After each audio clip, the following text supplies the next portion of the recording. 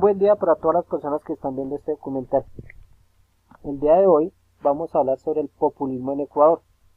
Las personas que realizaron esta investigación fueron Maritza Rodríguez y quien les habla, Carlos Rodríguez. Antes de enfocarnos en el populismo para Ecuador, debemos saber qué es un populismo.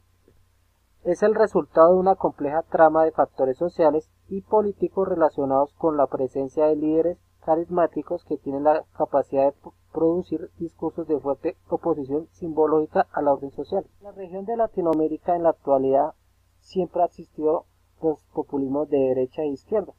El de la derecha promueve reformas sociales y apoyo a las masas manteniendo el sistema neoliberal y con fuerte cercanía a los Estados Unidos. Un ejemplo claro es el Estado de Colombia, que la mayor parte de su historia ha sido derechista. Mientras podemos observar que el de la izquierda tiene un mayor nacionalismo y critica el sistema económico neoliberal para manteniendo una forma de capitalismo proteccionista. Un ejemplo claro son los estados de Venezuela, Ecuador, Bolivia, Nicaragua en las últimas décadas. Ahora sí, enfocándonos sobre el populismo en Ecuador, vamos a traer un autor llamado José María Velasco Ibarra, donde fue el pionero del populismo en Ecuador. José María Velasco Ibarra, el gran ausente, fue la primera manifestación populista de Ecuador y uno de los fenómenos políticos claves de la política ecuatoriana desde la década de los 30 hasta los inicios de Velasco Ibarra fue el primero en llegar a la política a la plaza pública y recorrer el país con un discurso de incorporación política basado en la honestidad del sufragio. Su estilo se caracterizó por la movilización directa, la política masiva, la relación de muchedumbre y la identificación con la retórica moralista y maniquea, que está por encima del respeto a las instituciones políticas representativas. Velasco Ibarra se convirtió en el elemento aglutinante de sectores desmovilizados, en el eje de diferenciación y polarización de la política ecuatoriana. Ahora nos enfocamos en el populismo contemporáneo. Encontramos a Álvaro Noboa Pontón. Inició su tarea electoral en el 2002, con campañas de salud, educación, empleo y la distribución de recursos a través de Fundaciones Cruzadas Nueva Humanidad. Esta organización realizaba trabajo electoral de corte social, con fondos propios de Noboa. Con este trabajo el partido y el propio Noboa ocupan el lugar de quien corresponde al Estado a la satisfacción de demandas básicas de los ciudadanos más protegidos.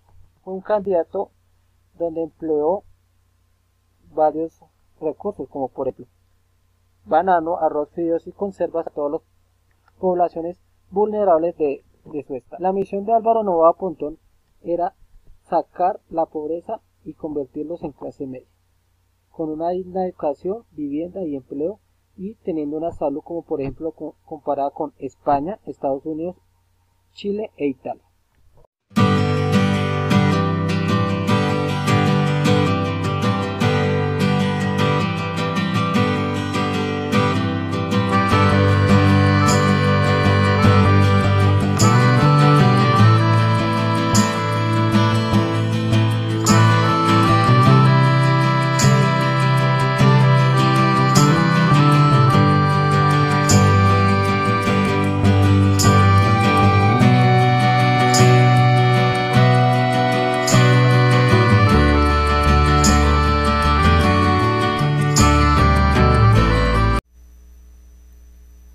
Por otro lado, vamos a hablar del populismo en el mandato de Rafael Vicente Correa Delgado, que comienza con la campaña de 2006 que lo llevó al poder.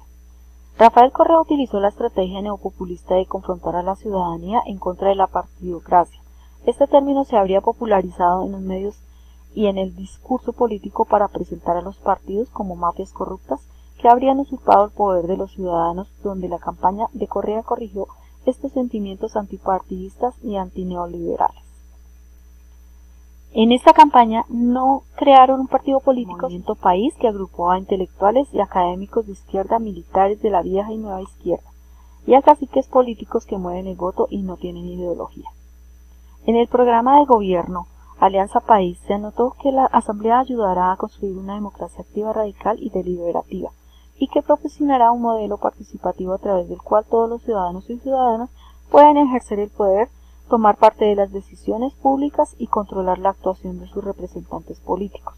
Propusieron crear un proyecto de vida común, un acuerdo social amplio, en que la sociedad movilizada tendrá que participar no solo en la elección de ambientalista, sino que adueñarse de la Constitución y luego presionar para que se cumpla lo acordado. Se vio a la Asamblea como una oportunidad para construir ciudadanía. No se construyó un partido político ideológico, sino que una maquinaria electoral encabezada por Correa. Su discurso presenta el momento actual como clave de la historia, pues podría llevar a la segunda y definitiva liberación.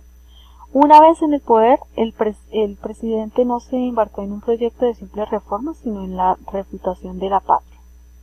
Es así que la política populista se transforma en elitismo. Una élite de tecnócratas, muchos de ellos científicos sociales, conocen el camino irrefutable para solucionar la fundamental cuestión moral en América Latina, que es la cuestión social. Después de asumir el poder en enero de 2007, Correa ganó las elecciones por el sí en el referéndum para llamar a una asamblea constituyente en abril de 2007. Luego sus candidatos obtuvieron una mayoría absoluta en la asamblea en septiembre de 2007. Se aprobó la nueva constitución en septiembre de 2008 y en abril de 2009 fue electo presidente por segunda vez y en una sola vuelta electoral, y su movimiento obtuvo una mayoría en el parlamento y ahora se llama la asamblea. Su gobierno se transforma en el plebiscito permanente sobre la persona líder, donde las propuestas que emanan desde las instituciones del Estado y que se presentan en los puntos del poder del presidente y los técnicos y las diferentes dependencias estables. Por otro, luego de un mandato largo, el expresidente Rafael Correa se ve enfrascado en un escándalo por corrupción. Correa fue condenado por el Tribunal de la Corte Nacional de Justicia de Ecuador, donde lo declaró culpable de corrupción y lo sentenció a 8 años de prisión, junto con los altos funcionarios y empresarios involucrados en una red de millonarios pagos ilegales a cambio de la entrega de obras públicas. El juez Iván León leyó la sentencia que dijo que la víctima del delito es el Estado y que la Fiscalía demostró la existencia de una estructura de corrupción. El exgobernante fue vinculado al caso por un depósito de cuenta personal de $6.000, los cuales provenían de un trabajador de su ex asesora Pamela Martínez. Correa alegaba que se trataba de un simple préstamo. Como se puede evidenciar, una vez más, nos damos cuenta de otro caso de corrupción política. Para concluir, decimos que el populismo de Ecuador contra la democracia. Por otro lado, se destaca la capacidad de cambio de las reglas y el sistema político en conjunto.